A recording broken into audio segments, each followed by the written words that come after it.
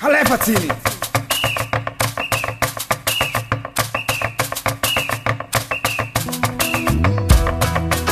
Avia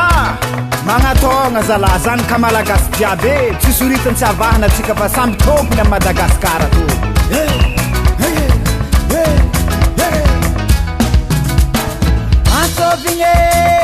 Antsovigny atsika zanadraza antsovigny atsika mpagnanonjoro antsovigny atsika zanadraza na vampokondre tongava atsika jaby atoye miatinagna antsovagna fahenare fa vola ombe falera toye antsovigny babe antsovigny atsika zanadraza ya alaro kapanare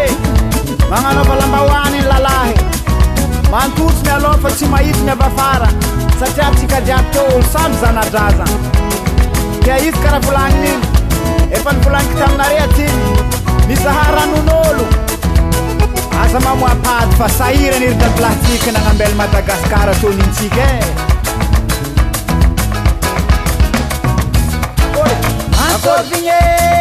antsovigny atsika zanadraza misaly lampimbato magnaraka fomba antsovigny atsika zanadraza vita jorontsika magnody botogny Madagasikara niarovantsika fafa vita njoro ary zaza raha sainareny sakafo amin'ny oatra antoandro ny andro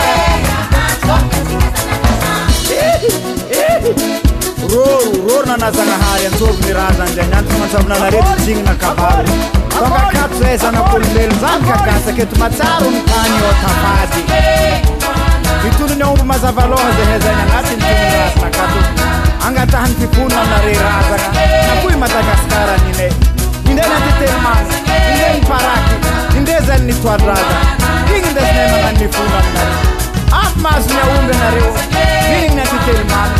mieragna amin'ny tany nabianare nirotsy folamena andrognare nandesaketo iakaranare masaka amin'ny tany nabianare agny afy magnatontsoro sasy madiniky jiaby zegny mbola tsy namety ahazo zaza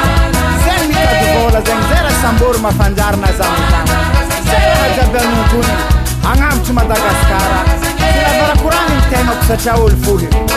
miantsilagny ny tany miampotony lanitry tompoko zagnahary ho avy ny tiara